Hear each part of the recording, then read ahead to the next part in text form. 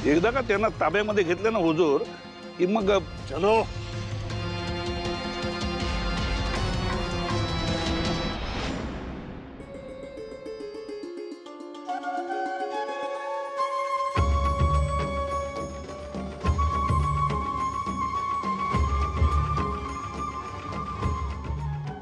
राणी साहेब.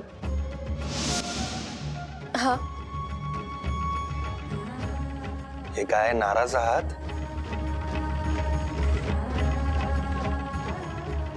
नाही बरं. राणी साहेब, आपण काही बोलण्याआधी आमचे जे 2 हेर तुमच्याकडे आहेत ते आम्हाला सारं काही खरं खरं सांगतात बरं. हेर? तुमचे डोळे. हे आमचे 2 जासूस आहेत. तुम्ही आमच्यापासून काही लपवलं तरी ते त्यांची कामगिरी प्रामाणिकपणे पार पाडतात. काहीतरीच. राणी साहेब, अशा निराश होऊ नका. आमची पावलं पुढे पडत असताना आमची नजर मागे वळू नये ही काळजी तुम्हालाही घ्यावी लागणार. पण आपल्या पावलांची आम्हाला इतकी सवय झाली आहे की आपल्या पावलांच्या दर्शनाशिवाय आमचा दिवस सुरूच होत नाही. आम्ही त्यांच्याशी इतक्या एकरूप झालो आहोत की त्यातलं एक पाऊल आपलं आणि एक पाऊल आमचं मानलं. मग पुढे चालताना या दोन्ही पावलाने एकमेकांची साथ हवी ना. हो, पण तेच चालताना जबाबदारी पार पाडताना मात्र एका पायावर उभं राहावं लागतं. तारा, इथे तुमची जबाबदारी वेगळी, आमची जबाबदारी वेगळी. फक्त तलवारीवर का कुठे प्रशासन चालतं? आम्ही लष्करी लक्ष घालू तर तुम्ही मुलकी सांभाळणं गरजेचं. आमचे आबासाहेब म्हणायचे, रयतेचा सांभाळ करणं, त्यांना आश्वस्त करणं, त्यांची सुरक्षितता पाहणं हे राजाचं खरं कर्तव्य. बाकी युद्ध संघर्ष ही काही आपली गरज नसते. ती शत्रूने आपल्यावर लादलेली असते. मग शत्रूने लादलेल्या युद्धाची झळ त्यांनाच बसावी, रयतेला त्याची तोशिष लागू नये. म्हणून युद्ध व्हावीत ती शत्रूच्या प्रदेशात. माहिती आहे आम्हाला. आम्ही दक्षिणेत चाललो आहोत कारण औरंग्याचा लोंढा आमच्या मागे येईल आणि स्वराज्यात शांतता नांदेल. गेल्या कित्येक वर्षात या रयतेने आगीच्या वणव्याशिवाय काहीही पाहिलेलं नाहीये. आता तरी त्यांना सुख समाधानाने घास घेता यावा ही मागे राहून तुमची जबाबदारी. आम्ही ती नीटाने पार पाडू.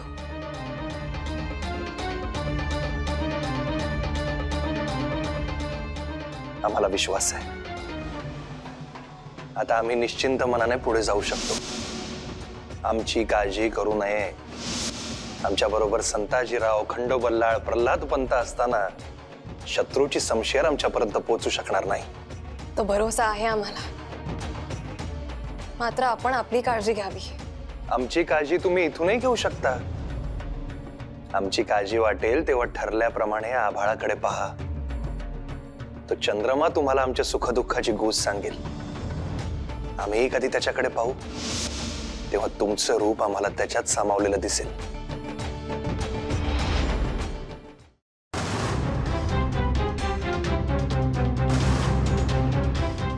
ते लपून राहिले बाप्पा.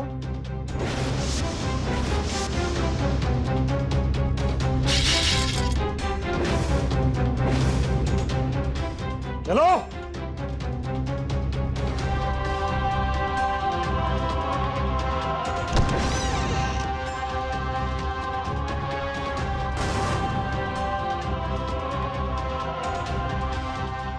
ढूंढो उन्हें.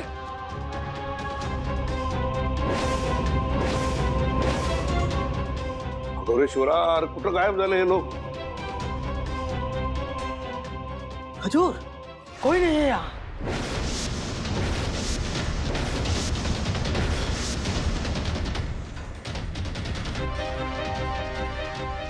ठीक से ढूंढो. जाओ.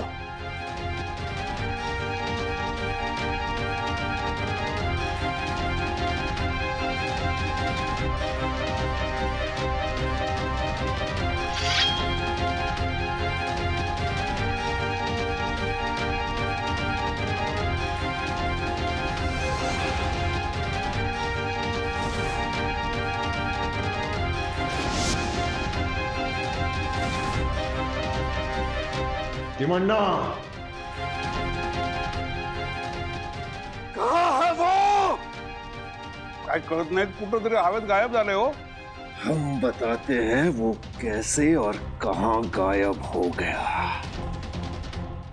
पहले तो तुमने उन्हें पनाह दी, फिर हमें शक ना हो इसलिए हमें बातों में उलझाया, और आज तुमने ही उन्हें गायब कर दिया. और हमें यहाँ इसलिए लेकर आए ताकि उनका रास्ता साफ हो. खूप मोठी गलतफहमी झाली हुजूर. अघोरेश्वराची शपथ देऊन सांगतो, आम्ही असं खरंच काही नाही केलं. विश्वास ठेवा आमच्यावर. कैसे भरोसा रखे हम तुम पर?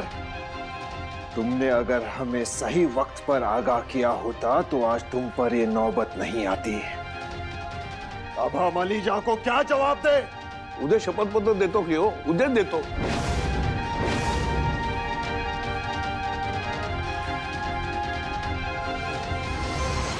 ठीक है, अभी हम तुम पर रहम खाते हैं. अगर कल हमें हलफनामा नहीं मिला तो हमारी शमशीर और तुम्हारी गर्दन होगी.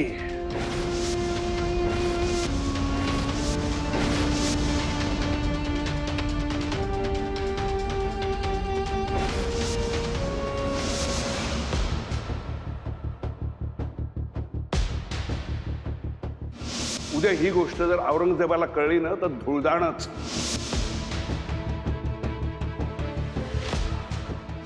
अहो, तुमच्यापेक्षा 4 पावसाळे जास्त पाहिलेत आम्ही.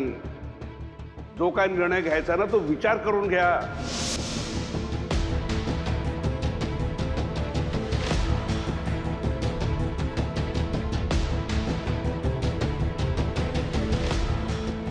उद्याच्या उद्या राजाराम राजे इथून जातील असं बघा. जमणार नाही. मग नक्कीच संकट येणार.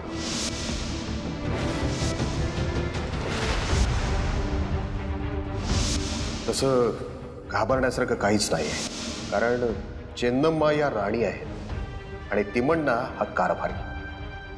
तेव्हा राणी साहेबांनी मोहर उमटवल्याशिवाय तिमण्णाच्या कोणत्याही पुराव्याला काहीही अर्थ नाही.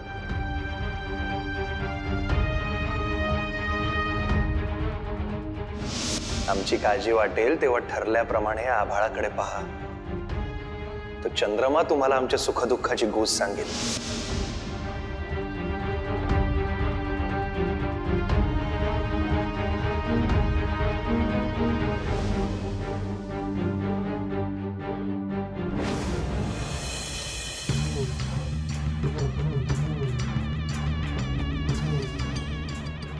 अभी हम तुम पर रहम खाते हैं. अगर कल हमें हलफनामा नहीं मिला तो हमारी शमशीर और तुम्हारी गर्दन होगी.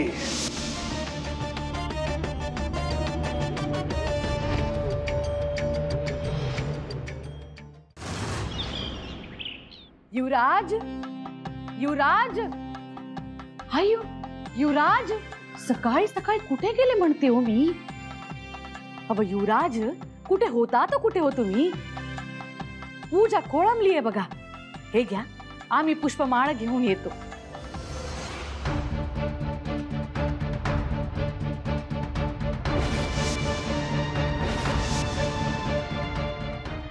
अयो अयो राजे, काय झालं? तुमचे हात लाल कसे झाले हो? आम्ही सांगतो.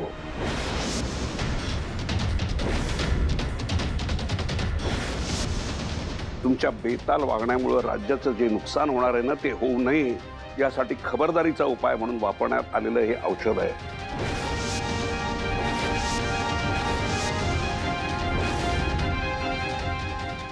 अण्णा, तुम्ही चढवावा आवाज, पण तुम्हाला जरी नसलं तरी आम्हाला राज्याचं हित पाहावं लागतं. आणि राज्याच्या हितासाठी एवढा एकच पर्याय होता. कोणता पर्याय?